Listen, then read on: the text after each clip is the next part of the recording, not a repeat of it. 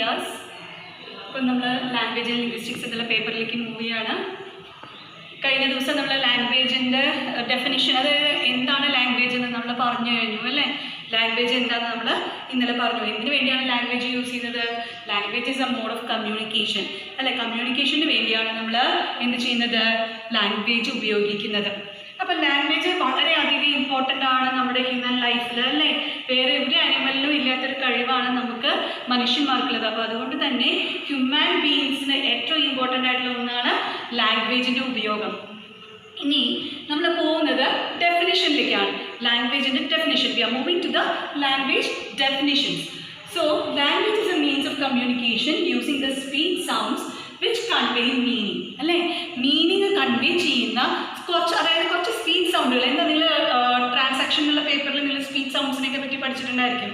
നമ്മൾ സൗണ്ടുകളെ പറ്റി പഠിച്ചില്ലേ? ആ സൗണ്ടുകൾ ഉപയോഗിച്ച് നമുക്ക് കൺവേ ചെയ്യാനുള്ള, നമുക്ക് എന്താണോ എക്സ്പ്രസ് ചെയ്യാനുള്ളത് അത് കൺവേ ചെയ്യുന്ന ഒരു മോഡാണ് language. Communication can be done by signs, gestures and facial expressions. ജെസ്റ്റേഴ്സും അതുപോലെ സൈനുകളും ഉപയോഗിച്ചൊക്കെ നമുക്ക് എന്ത് ചെയ്യാം? നമ്മുടെ ഫേഷ്യൽ എക്സ്പ്രഷനൊക്കെ ഞാൻ ഇന്നലെ കാണിച്ചു അല്ലേ. ഫേഷ്യൽ എക്സ്പ്രഷനൊക്കെ വെച്ച് നമുക്ക് എന്ത് ചെയ്യാം? നമുക്ക് കമ്മ്യൂണിക്കേറ്റ് ചെയ്യാം. പക്ഷെ അത് എത്രത്തോളം റെലവൻ്റ് ആണ്? നമുക്ക് അത് വളരെ ലിമിറ്റഡ് ആണ്. ഞാൻ ഇന്നലെ പറഞ്ഞു കഴിഞ്ഞു അല്ലെ. ലിമിറ്റഡ് ആയിട്ട് മാത്രമേ നമുക്ക് എന്ത് ചെയ്യാനായിട്ട് സാധിക്കുള്ളൂ? ഫേഷ്യൽ എക്സ്പ്രഷനിലൂടെ. ഇന്നലെ ഞാൻ കാണിച്ചതില്ലേ, ഇങ്ങനെ തുറച്ചു നോക്കിക്കഴിഞ്ഞാൽ ഞാൻ ദേഷ്യപ്പെടാണെന്നല്ലേ അർത്ഥം അല്ലേ. അതുപോലെ ഞാൻ ഇങ്ങനെ വിളിക്കുകയാണെന്നുണ്ടെങ്കിൽ this is also mode of communication. പക്ഷേ നമ്മൾ റിട്ടൺ ഫോമോ അല്ലെങ്കിൽ സ്പോക്കൺ ഫോമോ ആയിട്ട് യൂസ് ചെയ്യുന്ന ഒന്നാണ് language. So language is a means of communication using sounds use ചെയ്തിട്ട്, സ്പീച്ച് സൗണ്ടുകൾ യൂസ് ചെയ്തിട്ട് നമ്മൾ കമ്മ്യൂണിക്കേറ്റ് ചെയ്യുന്നതിനെയാണ് എന്ത് പറയുന്നത്? ലാംഗ്വേജ് എന്ന് പറയുന്നത്. So there are few definitions given by the experts. അതായത് കുറച്ച് ഡെഫിനിഷൻസ് നമുക്ക് പഠിക്കാനുണ്ട്. നിങ്ങളുടെ ടെക്സ്റ്റ് ബുക്കിൽ ഉണ്ടായിരിക്കും.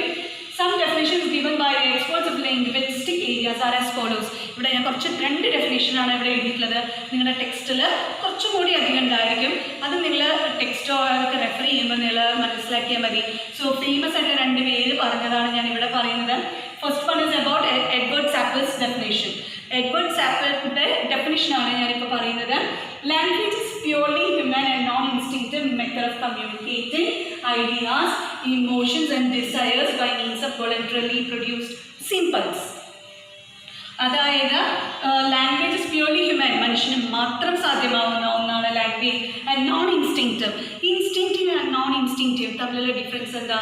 നമുക്ക് മൃഗങ്ങളും മനുഷ്യന്മാരും തമ്മിലുള്ള ഡിഫറൻസ് എന്താണെന്ന് വെച്ചാൽ മനുഷ്യന്മാർ നോൺ ഇൻസ്റ്റിങ്ക്റ്റീവാണ്, മൃഗങ്ങളാണെങ്കിലോ ഇൻസ്റ്റിങ്ക്റ്റീവാണ്. അപ്പോൾ എന്താണ് ഇൻസ്റ്റിങ്ക്റ്റീവ് എന്ന് പറഞ്ഞു കഴിഞ്ഞാൽ അവർക്ക്, ഇപ്പം ഞാൻ പറഞ്ഞൊരു എക്സാമ്പിളായിട്ട് പറയാം. മൃഗങ്ങൾക്ക് 2-3 ഇൻസ്റ്റിങ്ക്റ്റുകളേ ഉള്ളൂ. ഏതൊക്കെയാണ്? ഒന്ന് ദേഷ്യം വരൽ അല്ലേ, രണ്ടാമത്തതോ ഇണ ചേരൽ, മൂന്നാമത്തതോ അവരുടെ ഭക്ഷണത്തിനോടുള്ള അല്ലെങ്കിൽ അവരുടെ വിശപ്പ്. അതാണ് അവർക്ക് ഇൻസ്റ്റിങ്ക്റ്റ്. ആ ഒരു വികാരം മാത്രം, ഇൻസ്റ്റിങ്ക്റ്റിവിടെ വികാരങ്ങൾ മാത്രമേ, ഈ 3 വികാരങ്ങൾ മാത്രമാണ് അവർക്കുള്ളത്. അതിനനുസരിച്ച് മാത്രമാണ് അവരുടെ ബ്രെയിന് നിലകൊള്ളുന്നുള്ളൂ. മനസ്സിലാവുന്നുണ്ടോ? പക്ഷെ നമ്മൾ മനുഷ്യന്മാരാണെങ്കിൽ നോൺ ഇൻസ്റ്റിങ്ക്റ്റീവാണ്. നമുക്ക് അത് ലിമിറ്റഡ് അല്ല.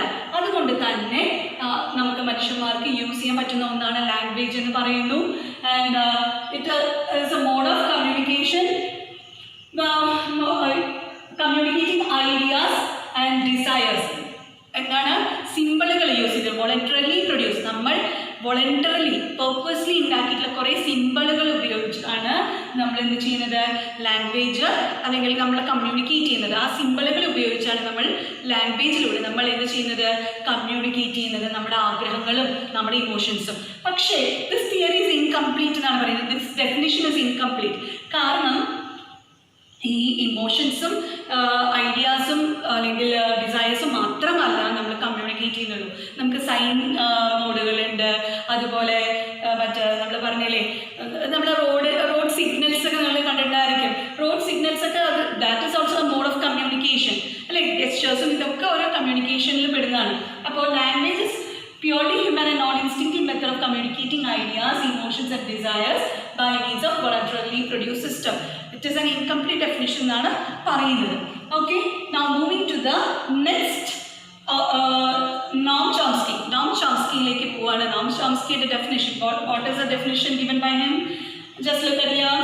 Now, Noam Chomsky says that language is a set of infinite sentences constructed with a finite set of elements.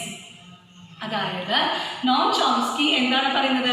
Language ഒരു സെറ്റ് ഓഫ് ഇൻഫിനിറ്റ് സെന്റൻസസ്. ഒന്ന് ശ്രദ്ധിക്കൂ, A set of infinite sentences എന്നാണ് പറയുന്നത്. Constructed using finite set of elements എന്ന് പറയുന്നത്. എന്തുകൊണ്ടാണ് അങ്ങനെ പറയാനുള്ള കാരണം? നമുക്ക് ഇഷ്ടം പോലെ സെന്റൻസുകൾ നമുക്ക് ലാംഗ്വേജിലൂടെ പ്രൊഡ്യൂസ് ചെയ്യാനായിട്ട് സാധിക്കില്ലേ? നമുക്കത് ലിമിറ്റഡ് ആണോ? അല്ല, അൺലിമിറ്റഡ് ആണ്. അതുകൊണ്ടാണ് ഇൻഫിനിറ്റ് സെന്റൻസസ് എന്ന് പറയാനുള്ള കാരണം. മനസ്സിലാകുന്നുണ്ടോ? പക്ഷേ സെറ്റ് ഓഫ് എലമെന്റ്സ്, വളരെ കുറച്ച് എലമെന്റുകൾ യൂസ് ചെയ്തിട്ട് നമ്മൾ ആൽഫബറ്റ് സിസ്റ്റം ആയാലും അതുപോലെ സൗണ്ട് സിസ്റ്റം ആയാലും നോക്കി നോക്കൂ, വളരെ ലിമിറ്റഡ് അല്ലേ? നമുക്ക് മലയാളത്തിലാണെങ്കിൽ എടുത്ത് നോക്കി നോക്കൂ, 56 അക്ഷരങ്ങൾ എന്ന് പറയും. മറ്റേത് എത്ര ആൽഫബറ്റ്സ് ആണ്? 24 ആൽഫബറ്റ്സ് അല്ലേ? അപ്പോൾ നമ്മൾ ഇത് ഉപയോഗിച്ച് നമ്മൾ എന്ത് ചെയ്യുന്നു? നമ്മൾ കമ്മ്യൂണിക്കേറ്റ് ചെയ്യുന്നുണ്ട് അല്ലെ? വളരെ കുറച്ച് സെറ്റ് ഓഫ്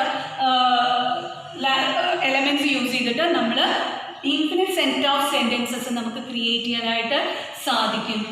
അതിനെയാണ് ലാംഗ്വേജ് എന്ന് പറയുന്നത് അല്ലേ? ആ ഒരു ഉപയോഗത്തിനാണ് ലാംഗ്വേജ്. നമുക്ക് ഇഷ്ടം പോലെ സെന്റൻസുകൾ ഉപയോഗിക്കാനായിട്ട് സാധിക്കുന്നു ഫോർ കമ്മ്യൂണിക്കേറ്റിംഗ്. നമ്മൾ കമ്മ്യൂണിക്കേറ്റ് ചെയ്യാൻ വേണ്ടി നമുക്ക് നമ്മുടെ എന്താണോ നമുക്ക് മറ്റൊരാളോട് പറയാനുള്ളത്, അതല്ലെങ്കിൽ നമുക്ക് എന്താണ് എക്സ്പ്രസ് ചെയ്യാനുള്ളത്, അത് ലാംഗ്വേജിലൂടെ നമുക്ക് പറ്റുന്നു എന്നുള്ളതാണ് Noam Chomsky പറയുന്നത്. ഓക്കെ, അപ്പോൾ Noam Chomsky says that language is a set of infinite sentences constructed with a finite set of elements.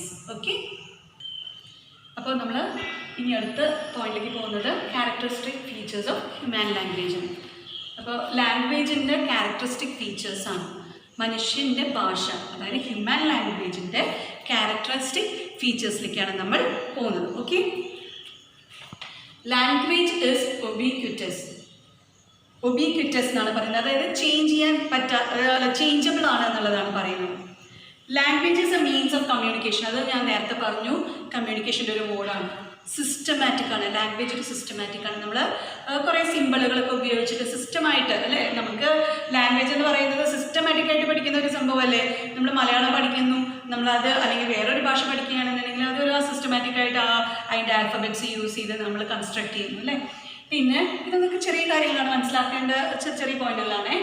Fourth one is conventional. Conventional ആയിട്ടുള്ളൊരു ഇതാണ് ലാംഗ്വേജ്. അതായത് നമ്മളെല്ലാം നമുക്കറിയാം, നമ്മുടേതായ ഇപ്പോൾ മലയാളം എടുത്ത് നോക്കുകയാണെന്നുണ്ടെങ്കിൽ അല്ലെങ്കിൽ ഹിന്ദി എടുത്ത് നോക്കുകയാണെന്നുണ്ടെങ്കിൽ അവരുടേതായ രീതിയിലുള്ള കൺവെൻഷൻ യൂസ് ചെയ്തിട്ടുള്ള മോഡാണ്, കമ്മ്യൂണിക്കേറ്റിംഗ് മോഡാണ് ലാംഗ്വേജ് എന്നുള്ളത്.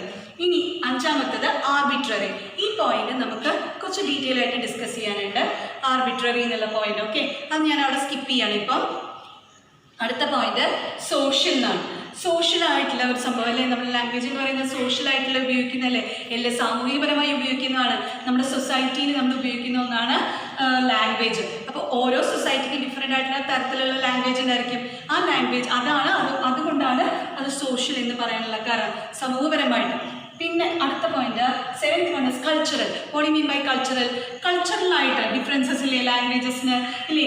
ഇന്ത്യയിൽ തന്നെ ഡിഫറെൻറ്റ് കൾച്ചറുകളുണ്ട്. ആ കൾച്ചർ അനുസരിച്ച് ഡിഫറെൻറ്റ് ലാംഗ്വേജസ് ഉണ്ട് അല്ലേ? Different types of cultures are there in India, and according to the culture there are different types of languages also. അപ്പോൾ വ്യത്യസ്തമായ ഭാഷകൾ നമുക്കുണ്ട്, കൾച്ചറൽ ബേസ് ചെയ്തിട്ട് അല്ലെങ്കിൽ ഡിഫറൻസസ് ഉണ്ടായിരിക്കും. അതുകൊണ്ടാണ് കൾച്ചറൽ എന്ന് പറയുന്നത്, ലാംഗ്വേജസ് കൾച്ചറൽ എന്ന് പറയുന്നത്. Next point is duality. ഇതും കുറച്ച് ഡിസ്കസ് ചെയ്യാനുള്ള പോയിന്റുകളാണ്, കുറച്ച് ഡീറ്റെയിൽ ആയിട്ട് പോകാനുള്ളതാണ്. അത് അവിടെ ഞാൻ ഇപ്പോൾ പറയുന്നില്ല. Ninth one is recursiveness, that is also for discussion, and 10th one is displacement, that is too for a detailed description, and 11th one is also transference, that is also going for detailed reference. പിന്നെ 12ാമത്തത് dynamic in nature. Language dynamic ആണ്. എന്താ dynamic എന്ന് പറഞ്ഞാൽ അത് change ചെയ്യപ്പെടുന്നതാണ്, എപ്പോഴും change ചെയ്യപ്പെടുന്നതാണ്. എന്താണ് change ചെയ്യപ്പെടുക എന്ന് പറഞ്ഞാൽ എന്താണ്? നമുക്ക് ലാംഗ്വേജ് കോൺസ്റ്റൻ്റ് അല്ല.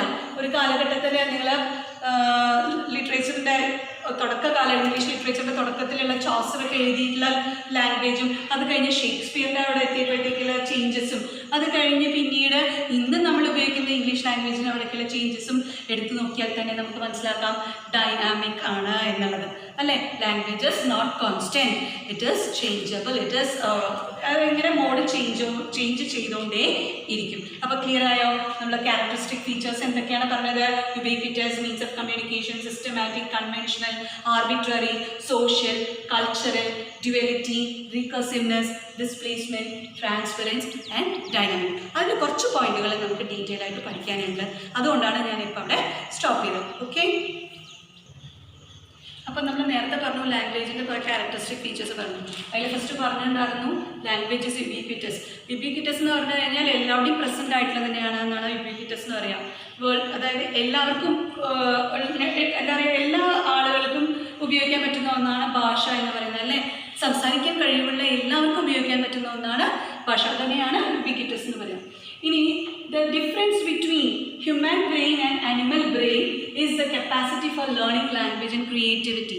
അതായത് ലാംഗ്വേജ് മനസ്സിലാക്കാനും അതുപോലെ ക്രിയേറ്റീവായിട്ട് ഉപയോഗിക്കാനുമുള്ള കഴിവാണ് മനുഷ്യനെയും മൃഗങ്ങളെയും തമ്മിൽ വേർതിരിക്കുന്നത് അല്ലേ. അതിൻ്റെ ബ്രെയിനിൻ്റെ കപ്പാസിറ്റി, നമ്മുടെ ബ്രെയിനിൻ്റെ കപ്പാസിറ്റിയും അതുപോലെ മൃഗങ്ങളുടെ ബ്രെയിനിൻ്റെ കപ്പാസിറ്റി, അതിൻ്റെ ഡിഫറൻസസ് ഉണ്ട്. കാരണം അതിൽ സ്റ്റോറേജ് ഫെസിലിറ്റി ഒക്കെ കുറവായിരിക്കും, നമുക്ക് കുറച്ചധികം ഉണ്ട്.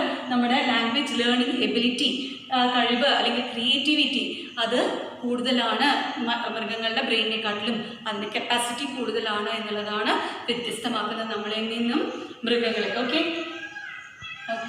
then next point is human language differ from animal language അല്ലേ. ഹ്യൂമൻ ലാംഗ്വേജ് അനിമൽ ലാംഗ്വേജിൽ നിന്ന് ഡിഫർ ചെയ്യുന്നുണ്ട്, വ്യത്യാസമുണ്ട് അല്ലേ. ഇൻ ദ ഫോളോയിങ് റെസ്പെക്ട്സ്, ഏതൊക്കെ കാര്യങ്ങളിലാണ്? അതിൻ്റെ ക്യാരക്ടറിസ്റ്റിക് ഫീച്ചേഴ്സ് തന്നെയാണ് കേട്ടോ അത് പറയുന്നത്. എന്താണ് രണ്ട് തമ്മിലുള്ള ഡിഫറൻസ് എന്ന് പറയുന്നത്? അതിൻ്റെ ഹ്യൂമൻ ബീയിങ്ങിൻ്റെ അല്ലെങ്കിൽ ഹ്യൂമൻ ലാംഗ്വേജിൻ്റെ ക്യാരക്ടറിസ്റ്റിക് ഫീച്ചേഴ്സ് തന്നെയാണ്.